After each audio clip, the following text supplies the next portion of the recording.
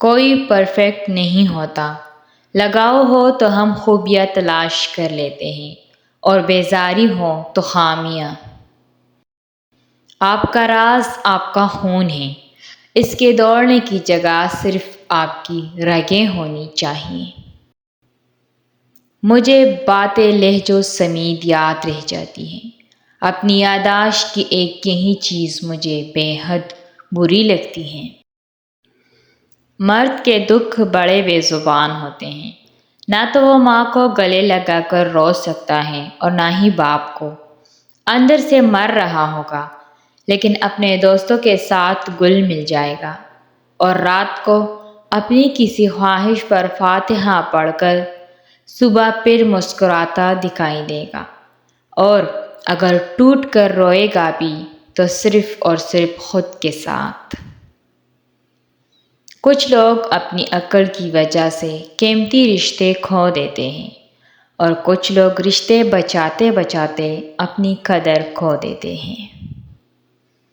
جب آپ ننگے پاؤں ہوں اور اللہ تمہیں جوتوں سے نواز دے تو اپنی چال تبدیل نہ کریں۔ کسی کی میٹھی باتوں کا مطلب ہرگز یہ نہیں ہوتا کہ آپ اس کے لیے خاص ہیں۔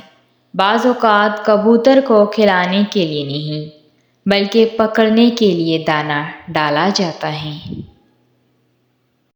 ریسرچ کے مطابق اپنی ماں کی آواز سننا ذہنی دباؤ اور ٹینشن کو کم کر سکتا ہے، چاہے وہ ٹیلی فون پر ہی کیوں نہ ہو۔ جن لوگوں کو اپنی ماں کی آواز بہت زیادہ پیاری لگتی ہے اور اس کو سکون ملتا ہے اس آواز سے، وہ کمنٹ میں اپنی ماں کا لفظ ضرور لکھیں۔ کھونے کے بعد ہی پتہ چلتا ہے کہ کتنا قیمتی تھا جو چلا گیا، چاہے وہ وقت ہو، انسان ہو یا کوئی رشتہ ہو۔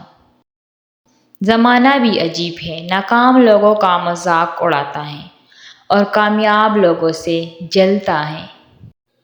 اگر مرد عورت کی کچھ باتیں مان لیا کرے اور اس کے ناز نخرے اٹھائے تو عورت اس کو اپنی دو چیزوں کے ساتھ کھیلنے بھی دے سکتی ہے، اور وہ ہے دل اور جسم۔ وہ مرد کو اپنے دل اور جسم پر حکومت کرنے دے گی۔ کوشش کرو جس چیز کے لیے تم خود ترس رہے ہو کوئی دوسرا تمہاری وجہ سے نہ ترسے، پھر چاہے وہ رشتے ہو، خوشیاں ہوں یا پھر سکون ہو۔ آپ کو میری یہ ویڈیو کیسی لگی؟ کمنٹ میں اپنے رائے کا اظہار ضرور کیجیے۔